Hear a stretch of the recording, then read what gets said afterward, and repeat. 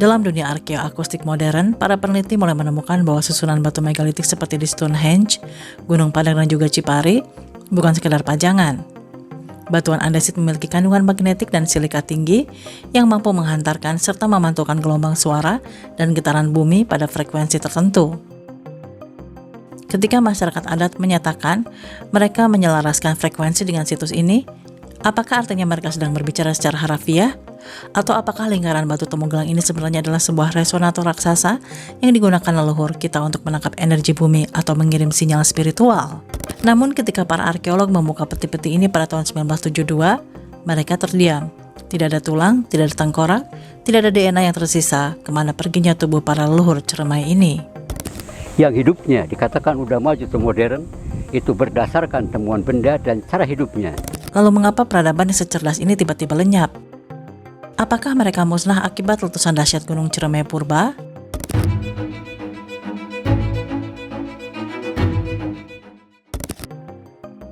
Jauh di lereng timur Gunung Ciremai, tepatnya di Cigugur Kuningan, terdapat sebuah portal waktu menuju 3000 tahun yang lalu.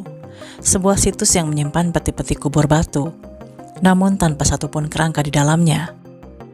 Inilah misteri situs Taman Purbakala Cipari.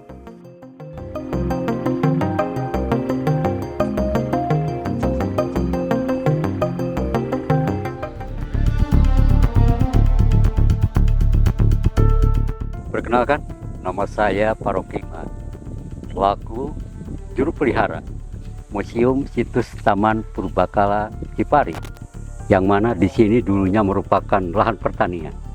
Jadi di atasnya tidak nampak adanya benda ataupun artefak yang bercirikan kepurbakalaan ada di lokasi ini. Pada tahun 1971, area ini hanyalah lahan pertanian biasa. Tidak ada gundukan candi, tidak ada tanda-tanda kerajaan purba. Hingga seorang petani bernama Pak Wijaya menemukan kepingan batu yang tidak lazim. Bentuknya menyiratkan campur tangan manusia. Ternyata batuan itu ada kesamaan dan kemiripan sewaktu ada pameran kepurbakalaan yang diselenggarakan di Yayasan Tri Pancatunggal Paseban Cigugur. Dengan adanya kesamaan batuan tersebut, temuan itu dilaporkan melalui tim survei sejarah dan purbakala Kuningan. Di lokasi ini diadakan penelitian dan penggalian percobaan atau penggalian penyelamatan yang dilakukan oleh tim survei sejarah dan purbakala Kuningan yang dipimpin oleh Bapak Pangeran Jatikusuma. Jadi untuk Museum Purbakala Cipari, kebetulan ayah kami Pangeran Jatikusuma berandil dalam kegiatan ekskavasi itu dan menemukan situs purbakala di Cipari. Proses pembuatan daripada situs Taman Purbakala Cipari itu memang kami masyarakat Cigugur terlibat semua saat itu. Kita melakukan penataan dan kita mencoba mensinergikan frekuensi masa lalu dengan masa saat itu dalam keheningan. Ada kegotong royongan, ada kekhidmatan.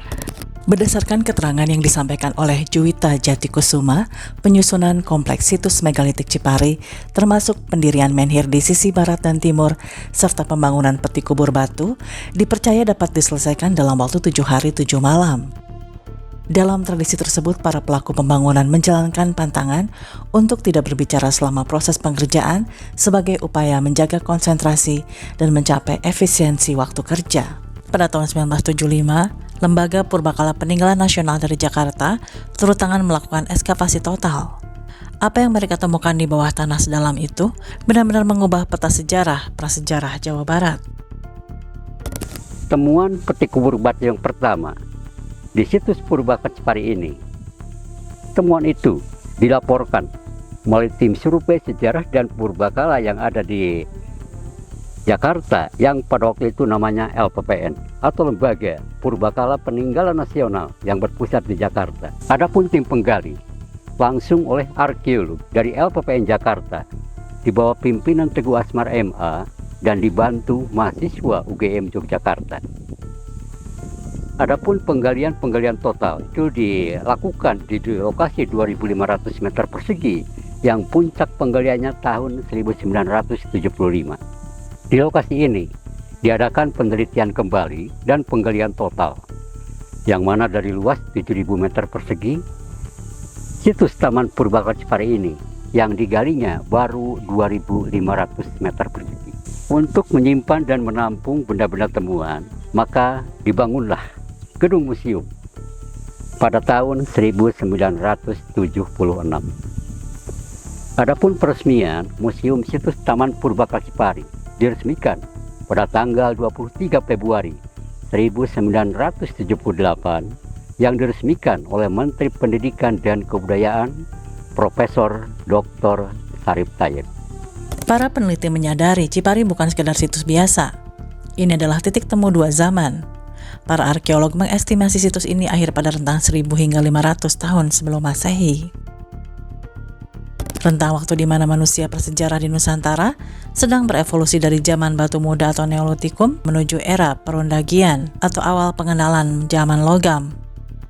Lalu dari mana angka tahun tersebut berasal? Penentuan umur ini rupanya ditarik berdasarkan tipologi atau kesamaan bentuk benda-benda budaya yang ditemukan di lapisan tanah, seperti gerabah dan kapak batu peninggalan mereka. Ini berdasarkan temuan benda seperti pada masa-masa Neolitikum, seperti ada kapak-kapak batu dan yang lainnya. Ada megalitikum, seperti peti kubur batu, dan ada penemuan kapak perunggu, sehingga menurut analisa tipologi stratigrafi hasil penelitian, Cipari pernah mengalami dua masa zaman, dua masa peralihan.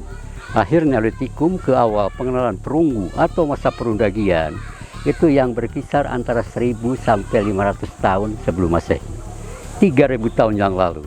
Di sini menunjukkan pernah ada peradaban kehidupan manusia. Dalam literatur yang tersedia secara publik, kami tidak menemukan publikasi yang menyebut angka hasil radiokarbon spesifik dari Cipari. Menurut penuturan sang juru pelihara situs pengujian penanggalan umur absolut, menggunakan metode carbon dating atau uji karbon sebenarnya pernah dilakukan oleh peneliti di masa lalu. Namun anehnya hingga detik ini hasil uji karbon tersebut tidak pernah diketahui publikasinya. Tidak pernah ada rilis resmi, tidak ada angka pasti yang diumumkan. Mengapa hasil uji karbon situs ini tidak pernah terpublikasi? Apakah datanya hilang di telan birokrasi? Ataukah umur situs Cipari dan peradaban di lereng Ciremai ini sebenarnya jauh lebih tua dari yang diizinkan untuk kita ketahui? Ada satu teka-teki yang luput dari pembahasan buku sejarah sekolah. Sekitar tahun 500 sebelum Masehi, catatan aktivitas di Cipari mendadak berhenti. Padahal, pada masa itu peradaban Cipari sedang berada di puncak kejayaannya. Mereka sudah menguasai teknologi logam perunggu, memiliki sistem sosial yang sangat teratur lewat musyawarah batu temu gelang, dan memiliki spiritualitas tinggi. Lalu mengapa peradaban yang secerdas ini tiba-tiba lenyap? Apakah mereka musnah akibat letusan dahsyat Gunung Ciremai Purba? Ataukah mereka melakukan eksodus massal turun ke dataran rendah dan melebur menjadi kerajaan-kerajaan awal di tanah Jawa? Kemanapun mereka pergi, mereka meninggalkan teknologi tinggi. Mereka terkubur di dalam tanah Cipari, menunggu untuk kita pecahkan.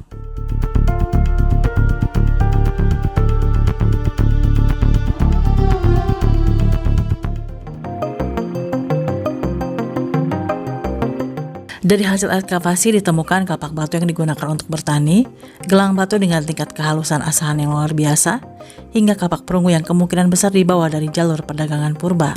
Inilah kapak-kapak batu yang ada di situs Taman Purbakala Cipari, yang mana kapak-kapak batu ini ada yang ditemukan pada tahun 1972 waktu penggalian percobaan, dan ada yang ditemukan tahun 1975 waktu penggalian total. Adapun kapak-kapak batu yang ada di situs Taman Purbakala Cipari ini peninggalan zaman batu muda, zaman batu baru, Neolitikum. Yang mana Neolitikum salah satu masa manusia sudah mengenal bercocok tanam. Adapun fungsi kapak batu yang ada di situs Taman Purbakala Cipari ini, hasil penelitian ada 3 fungsi. Yang pertama digunakan untuk bekal-bekal kubur, dengan sebagian ditemukan di dalam peti kubur batu dan dibekalkan untuk orang-orang yang meninggal. Yang kedua, sebagai benda upacara, mengaturkan kepercayaan dinamisme percaya terhadap benda. Yang ketiga, digunakan untuk alat. Sesuai dengan masanya, Neolitikum, masa bercocok tanam, salah satunya untuk alat-alat pertanian. Selain kapak-kapak batu, juga di situs Taman Purbakala Cipari ini, hasil ekskavasi penggalian ada gelang batu, yang mana gelang-gelang batu yang ada di situs Taman Purbakala Cipari ini, itu secara pembuatannya udah benar-benar halus. Dan gelang batu ini peninggalan zaman batu muda, zaman batu baru Neolitikum, digunakan, difungsikan manusia-manusia pada masa itu sebagai salah satunya untuk perhiasan. Selain kapak-kapak batu dan gelang batu, di situs Purbaka Cipari ini ada temuan salah satunya yang terbuat dari logam dengan adanya temuan kapak perunggu. Kapak perunggu yang ada di situs Taman Purbaka Cipari ini itu merupakan salah satu masa perundagian atau perunggu. Adapun fungsi kapak perunggu itu digunakan untuk bekal kubur dan benda upacara. Selain kapak perunggu, juga di situs Taman Purbaka Cipari ini banyak ditemukan alat-alat atau benda yang terbuat dari tanah liat. Gerabah-gerabah inilah yang ada di situs Taman Purbaka Cipari ini, seperti adanya kendi, adanya bokor, tempat sayur, dan yang lainnya. Inilah benda-benda gerabah atau tembikar yang terbuat dari tanah liat, yang mana gerabah-gerabah atau tembikar ini terbuat dari tanah liat, yang waktu proses ekskavasi atau penggalian, gerabah-gerabah ini sudah pecah. Lalu direkonstruksi ulang, disambunglah dan disambung, maka bentuknya seperti ini.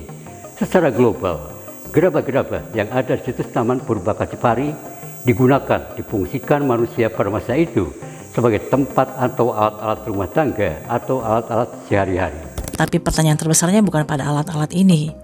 Pertanyaan terbesarnya ada di dalam kuburan mereka. Peti kubur batu ini disusun rapi dari lempengan batu andesit atau sirap. Susunannya menunjukkan rasa hormat yang luar biasa terhadap kematian. Namun ketika para arkeolog membuka peti-peti ini pada tahun 1972, mereka terdiam. Tidak ada tulang, tidak ada tengkorak, tidak ada DNA yang tersisa kemana perginya tubuh para leluhur Ceremai ini.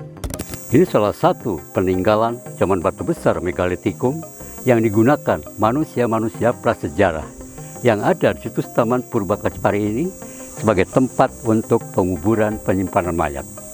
Tapi waktu proses penggalian pada tahun 1972 oleh tim survei sejarah dan Purbakala Kuningan yang dipimpin Pangeran Jatikusuma, di dalam peti kubur batu ini tidak ditemukan kerangka atau fosil manusia. Dengan alasan karena Cipari ini keasaman tanahnya tinggi, subur dan gembur, sehingga tidak kuat terhadap organik terutama tulang, cepat hancur. Tapi berdasarkan temuan benda yang sebagian ditemukan di dalam peti kubur batu, benda-benda tersebut seperti ada kapak-kapak batu, ada gelang batu, benda-benda gerabah, dan perunggu itu memang sebagian ditemukan di dalam peti kubur batu, sehingga mengacu ke segi fungsi benda-benda yang ditemukan di situs Purbaka Cipari ini, terutama pada masa Neolitikum, zaman batu muda, zaman batu baru. Fungsinya salah satunya untuk bekal kubur atau dibekalkan untuk orang-orang meninggal dengan ditemukan di dalam peti kubur batu. Yang kedua, digunakan untuk benda upacara, mengacu karena kepercayaan dinamisme percaya terhadap benda. Dengan temuan benda menunjukkan pernah ada peradaban kehidupan manusia yang hidupnya dikatakan udah maju atau modern, itu berdasarkan temuan benda dan cara hidupnya manusia maju modern yang dinamakan Homo sapiens, salah satu jenis manusia yang hidupnya udah maju atau modern. Dan inilah peti kubur batu yang kedua yang ditemukan pada tahun 1975 pada penggalian total yang dipimpin oleh Pak Teguh Asmar MA, arkeolog dari Lembaga Purbakala Peninggalan Nasional Jakarta, dan dibantu mahasiswa UGM Yogyakarta.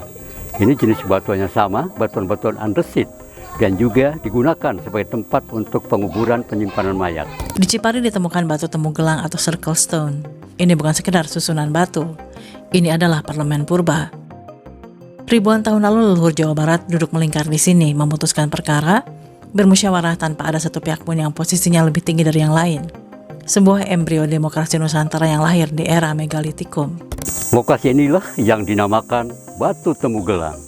Batu Temu Gelang susunan batu yang melingkar, salah satu peninggalan zaman batu besar megalitikum, digunakan manusia-manusia prasejarah, manusia purbakala, digunakan sebagai tempat berkumpul bermusyawarah dengan semua duduk.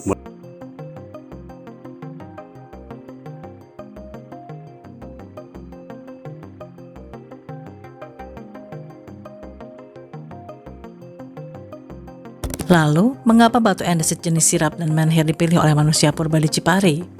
Mengapa formatnya harus melingkar atau circle stone dan berundak? Dalam dunia arkeoakustik modern, para peneliti mulai menemukan bahwa susunan batu megalitik seperti di Stonehenge, Gunung Padang dan juga Cipari bukan sekedar pajangan.